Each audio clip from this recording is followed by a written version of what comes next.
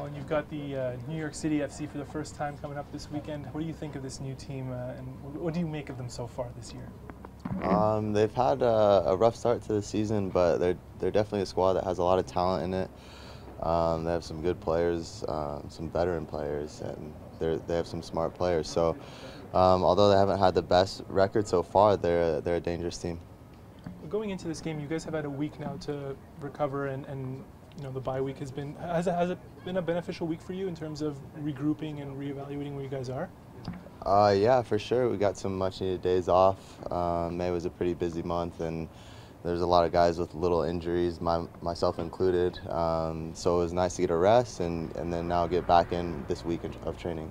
What's the test that New York presents for you guys? Is it the midfield, or is it watching David Villa perhaps? Like, what do you guys look for against a team that you've never played against? Yeah, they have some marquee players for sure. David Villa, Mix, and Ned coming through. I mean, their players are very talented. They're a little bit erratic as a team, but you know you have to watch the players like Villa all the time because they're so dangerous. The midfield shape of Toronto FC has been talked about recently, ever since Greg Maney went back to that four-man diamond midfield. What has been your impression of that system? Is it something that you're comfortable playing in?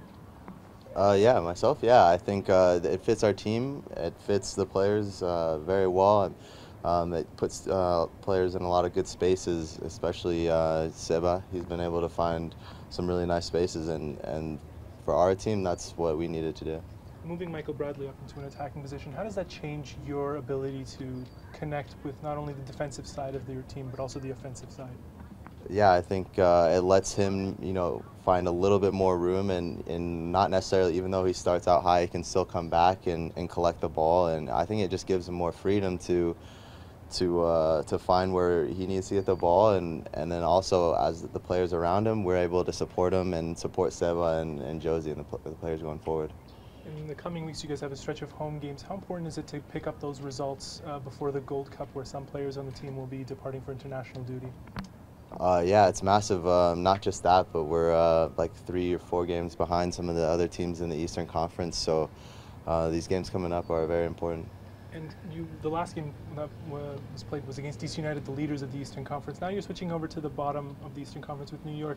Do you expect perhaps an easier challenge, or is this a game that's just as tough as any other? I mean, in MLS there aren't any easy games really.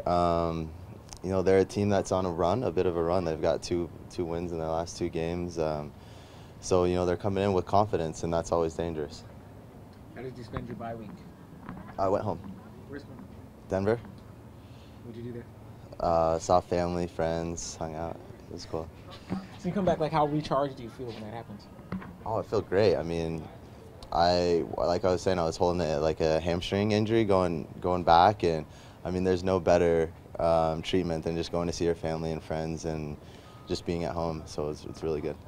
Are you feeling 100% fit, or is there still some work to be done? Yeah. Back? Yeah. Okay.